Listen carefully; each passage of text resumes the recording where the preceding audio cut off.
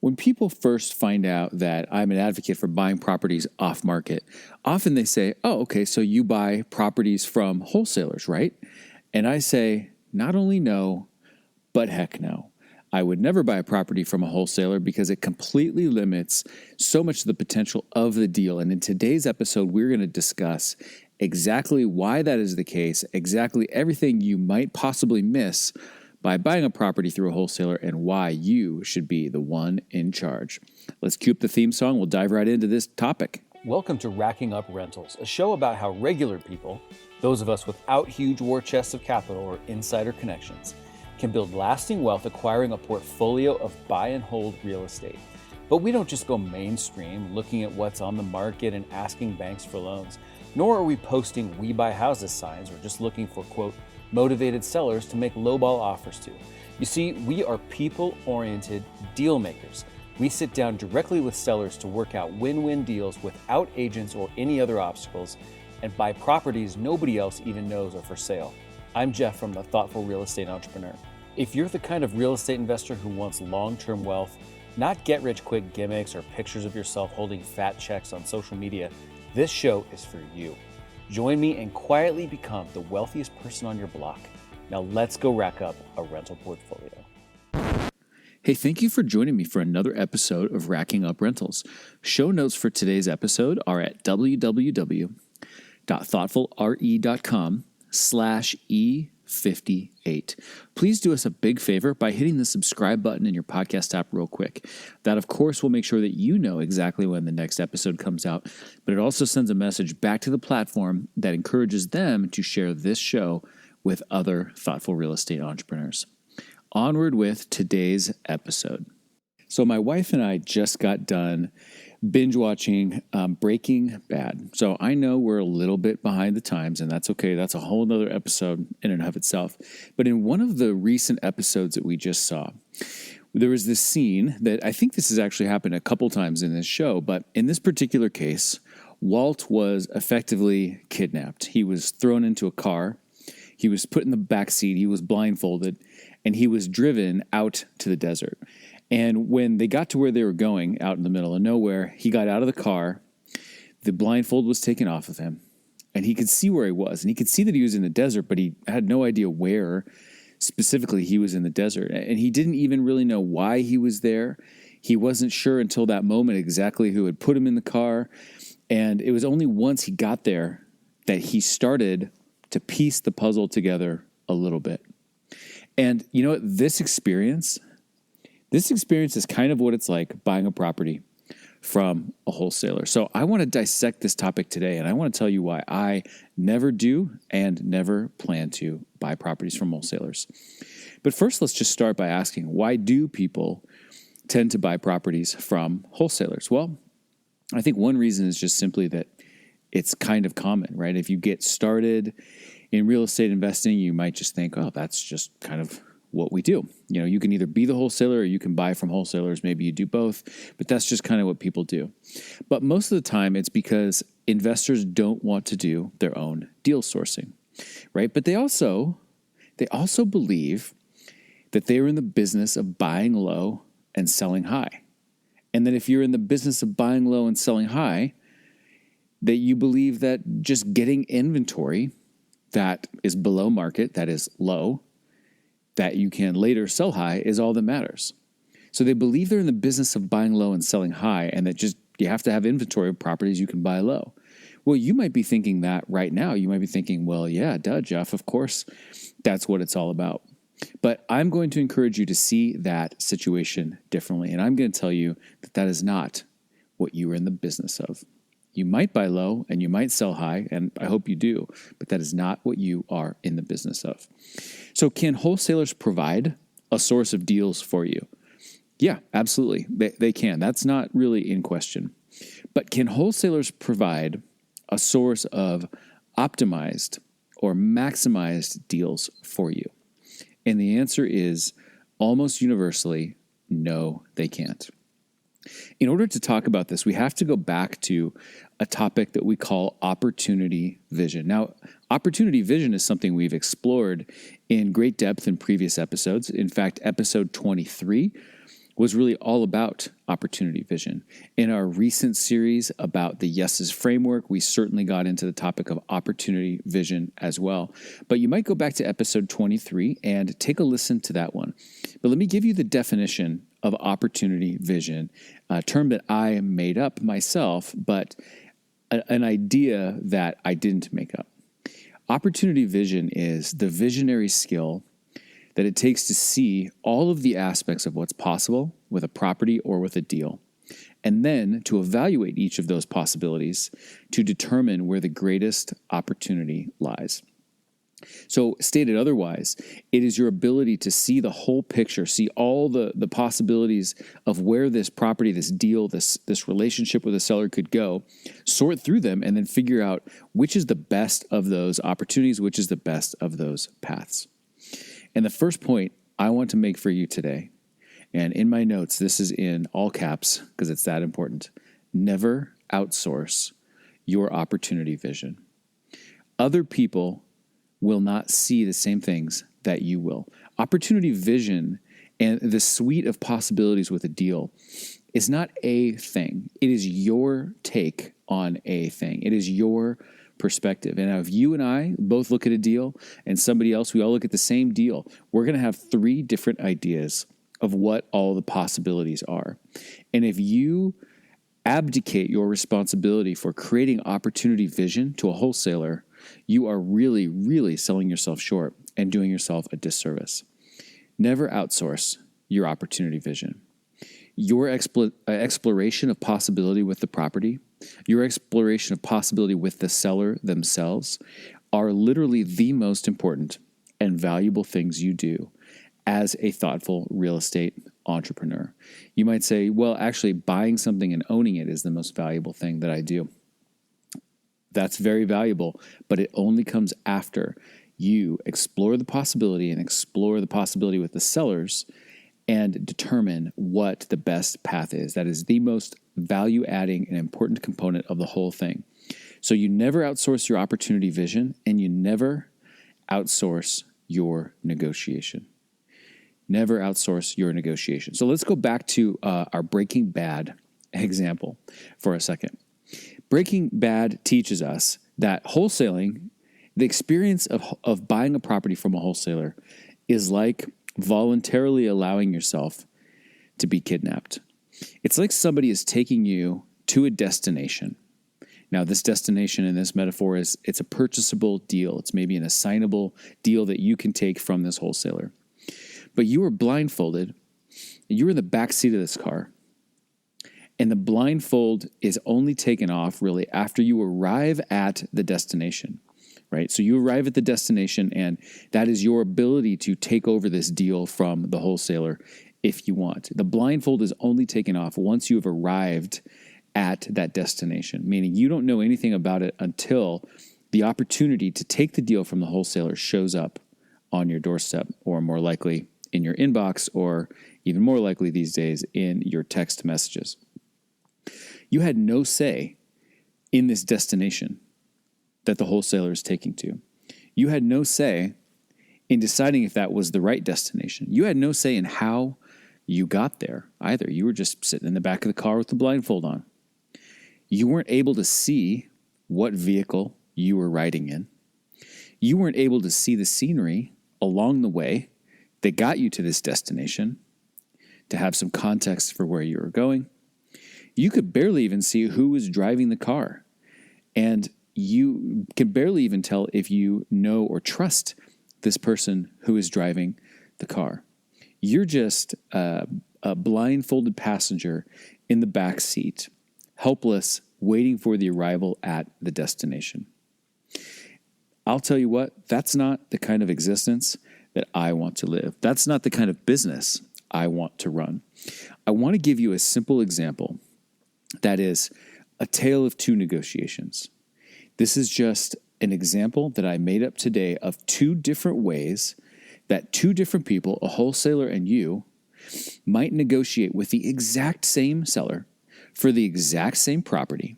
And we are going to take a look and see just how different these two outcomes very likely might be in these two cases that are the same property, the same seller, but two different approaches from you and a wholesaler. So your seller here, let's say she is a 50-year-old woman. She is a tired landlord. She's been renting this property out for the whole 15 years that she's owned it. Right now it's vacant, which is why she's thinking about selling it, because it seems like the right opportunity. And there is some deferred maintenance.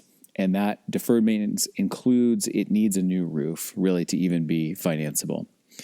The after repaired value, the ARV of this property is $300,000. And it needs about $15,000 of work, including that roof. So here's the situation that the wholesaler presents to you, the situation that they create when they do their negotiation. The wholesaler meets the seller and very quickly gets down to business, trying to figure out the bottom dollar of the seller. Within an hour, at the most, the wholesaler has made an offer, and a few minutes after that, the property is in contract. So the wholesaler has put the property in contract very, very quickly. The wholesaler negotiates to buy this property for $200,000, and they are allowing you to buy it from them for $10,000 more dollars. So a total all-in cost of $210,000 to you, but effectively you're paying them $10,000 to have the right to buy it for $200,000. The deal that the wholesaler has negotiated closes in 20 days.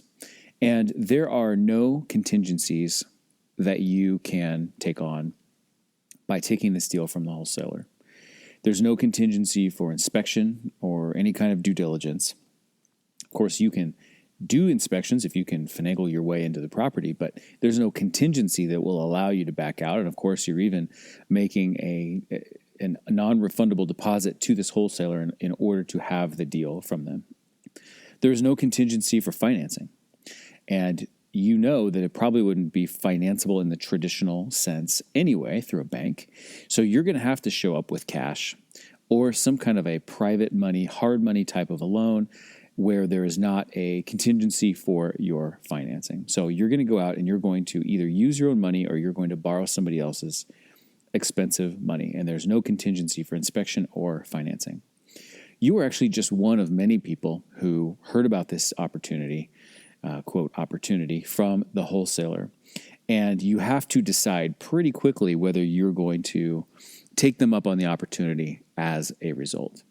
And that means that you just get to decide if you're going to buy it. That's really it. You get to decide, am I going to buy it? Am I going to do the work?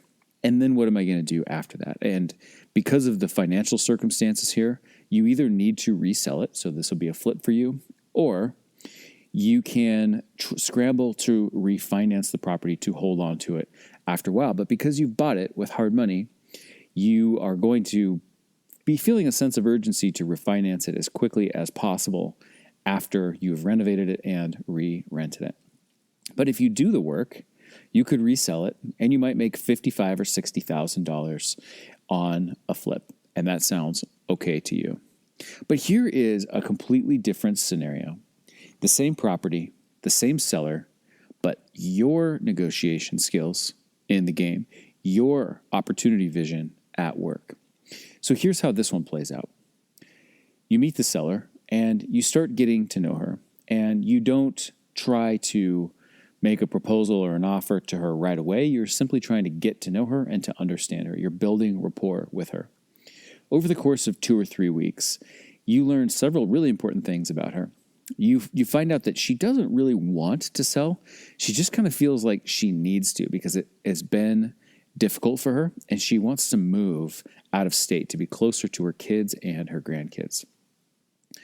You find out that when she was renting this place, she was renting it below what you know to be market rents. She felt like she was renting it a little bit below market rents because she, didn't want a lot of friction with tenants or a lot of maintenance requests and things like that.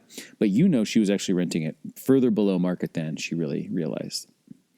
She's really kind of worried about her capital gains, and this comes back to the idea that she doesn't really want to sell.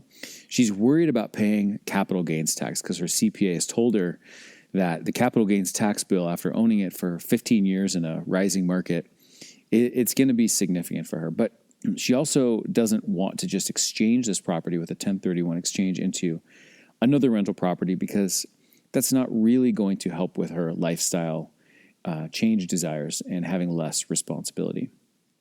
She's also concerned about the income that she's losing from this being a rental. And if she sells it, there goes her source of income. And so that's not ideal to her too. So she's wanting to sell kind of, but really hesitant because it just doesn't feel like the perfect solution. She just doesn't feel like she has a lot of other choices. She knows that she has let the maintenance slip, and she's kind of regretful about that.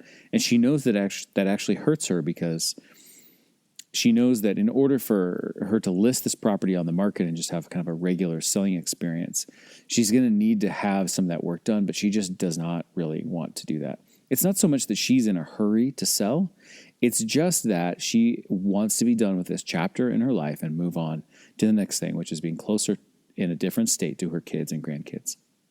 So you focused on solving the person first, right? Part of our yeses framework. Then you moved on to solving the deal and putting together a proposal. You discover in your own due diligence, because you're spending time with her and looking at the property and taking the time to get to know her, that this property is really perfectly set up for a detached accessory dwelling unit. Because in this particular town, the zoning allows to build another unit on the property, detached from the current structure that's on the property, that can create effectively a duplex. It goes from being a house to a 2-unit property. And so this creates a great ability for you to expand what is already there. And you too, just like the wholesaler, negotiate to buy this property for $200,000. It's the same price exactly. And you have been listening to this seller, and you know that she has concern about capital gains and she has concern about income.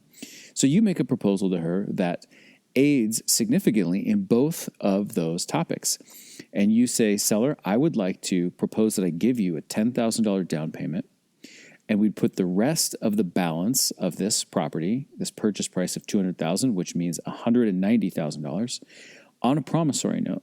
And we do an installment sale. And this installment sale will help you defer your capital gains, and it will also help you continue to receive a stream of income every month from the sale of this property, but without you needing to be the landlord and the owner.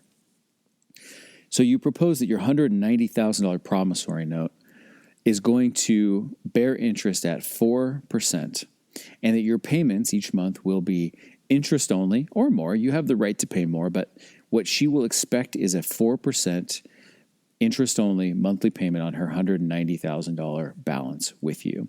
That would give her an income stream of $633 a month. Now, this is just about the same as she was netting before as the landlord and owner, because she was keeping the rents low on purpose and inadvertently much lower than the markets really would have allowed her had she wanted to. So you know you're going to come in, you're going to put a market rate tenant in here after you fix it up, and you can easily pay her this $633 a month, which is 4% interest-only payments, which you have the option to pay more on her $190,000 promissory note. But you also know that you're not going to be able to rent this property for a couple months because you've got a little bit of work to do. And that little bit of work involves re-roofing the house and some cosmetic changes that you're going to be doing as well, some cosmetic improvements. So you say, seller, if it's okay with you, what I'd like to suggest is that interest will begin accruing 60 days after close, because frankly, we both know I can't put a new tenant in there right away. And if I don't have a new tenant, I don't have the income to make the payment. And so I'd like to propose that interest begins accruing 60 days after closing, so I can have time to do the repairs I need to and get it re-rented. And then your first payment, of course, will be 30 days after that, because our payments of interest are made in arrears. So on the 90th day, we'll be paying you your first payment from the interest that began accruing on the 60th day. This note you propose will be due and payable to her in a balloon payment manner on or before 20 years from when you close. So that continues to give her a nice long income stream for all 20 years, and you will owe her the balance that is outstanding at the end of those 20 years. And also, last but certainly not least, you negotiate with her because she does not want her capital gains tax to be due and payable before she really wants to. And she's planning on having that capital gains tax be primarily due and payable in 20 years on the 20th year. You negotiate that should you need or want to sell the property, refinance the property, or anything like that, you both agree that she doesn't want to get cashed out early. And so you have negotiated the ability for yourself to substitute the collateral that secures this note. So if you want to take her loan that is secured by this property and secured by a different piece of property that you own, that you have the right to do that because you are at the driver's wheel of making sure that her capital gains tax strategy that she has just carefully concocted is not going to be pulled out from under her. So now let's just step back. You have negotiated the same person, the same property, but you have negotiated a way, way, way better deal. You've even negotiated to purchase it for the same price that the wholesaler had negotiated to buy it for. But the terms you've negotiated are infinitely better for you. You have massive expandability with this accessory dwelling unit, this ADU, that you now know that you can build in the backyard because you had time to do the due diligence to discover the zoning, and you understand that that now is going to turn this house into a duplex, which is a game changer. You now have the ability to cash flow this property the second you put a tenant in it without needing to go and refinance out of a hard money loan, because there is no hard money loan. There is no giant cash infusion that you put into it that you need to get back out, or a bad loan you need to get out of through a bank refinance. You have cash flow from the second you put the tenant in there without needing to refinance. Because you don't need to refinance, there's no loan qualification for a refinance. And frankly, there was barely any loan qualification for this $190,000 seller loan in the first place, because the seller was feeling good about you. She used her subjective intuition about your character. She asked you a few basic questions and asked you for a couple of verifications of things, maybe a simple credit report. And with no more qualification than that, you got this $190,000 loan. You have massive flexibility in your monthly payments, because the only payment you're committed to making is for 4% at interest-only payments, but you have the ability to make larger payments should you want to.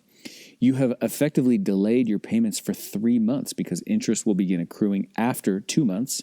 Your first payment will be due 3 months then from closing. So you have preserved your cash flow to preserve your ability to repair the property before you need to start making payments. You've also preserved your ability to sell this property in the future and not have to pay off the note. You have to provide new collateral for the note, and that collateral has to be quality collateral, and you've negotiated for exactly what the definition of that is, but you have the incredible flexibility of being able to sell or refinance this property without paying off this amazing loan that you have negotiated with the seller. And you also have a real person who is a lender. And should anything challenging come up in your world, should you want to request any kind of revision to your plan, if you want to have any type of conversation, you're now having a conversation with a regular human being rather than a bank, which always makes your likelihood of having success and the ability to have any degree of flexibility much greater than when you're dealing with an institution. And the cherry on top, my friends, all of this, not only is it way better for you, all of this actually meets her needs so much better than the wholesaler's proposal. Now, if you had bought this deal from a wholesaler, you might have made a few bucks on a flip, and that's great. But you would have left so much of the potential possibility, the potential value of everything that you could have negotiated, all of that opportunity undiscovered, untapped, and sitting on the table for nobody to even notice. So here's my encouragement to you. Don't sit blindfolded in the back seat during the most important part of your business. Insist in being in the driver's seat, being alert in the driver's seat with your hands on the wheel, feeling the road, seeing the curves ahead, sensing the landscape around you, sensing the conversation with the seller, and directing that conversation accordingly. Is it more work to do your own marketing than to just sit around and wait to receive emails and text blasts from wholesalers who go out and negotiate lowball deals, yeah, it's a little more work than just sitting around on your butt waiting for those emails to come in. But it is so worth the effort that you put in because you can negotiate something unbelievably better. And this leaves me with my final point for you today. To bring it back to the beginning, I said, you might think you are in the business of buying low and selling high. You are not in the business of buying low and selling high. You might buy low and sell high, and that's fine, but that is not the purpose. That is not the underlying big picture of what you are doing.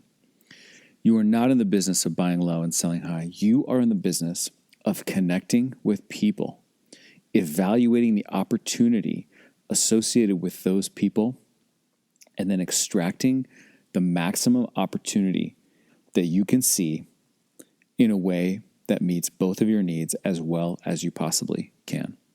And for this reason, my friends, I don't buy properties from wholesalers, and I hope that you will consider not doing that yourself and instead sourcing your own deal, driving your own car, and feeling the road with your own hands on that steering wheel. That is it for today's episode of Racking Up Rentals. Again, show notes for today's episode are at thoughtfulre.com/E58. Please do us a big favor by hitting that subscribe button in your podcast app. And if you would take just a second to rate and review the show, it doesn't have to be brilliant, long poetry, just a few words saying what you might like about the show and a review and a rating, that would be so appreciated. Hey, did you know also that we have a Facebook group for thoughtful real estate entrepreneurs? It is called Rental Portfolio Wealth Builders, and you can just search for that on Facebook, or you can just type group.thoughtfulre.com into your browser, and you will be taken right there. If you like this episode, it would be awesome if you would take a screenshot of that episode and post it to Instagram and just tag us on Instagram at Thoughtful Real Estate. I will see you in the next episode. You will hear me in the next episode. And until then, this is Jeff from the Thoughtful Real Estate Entrepreneur, signing off. Thanks for listening to Racking Up Rentals, where we build long-term wealth by being win-win deal makers. Remember, solve the person to unlock the deal and solve the financing to unlock the profits.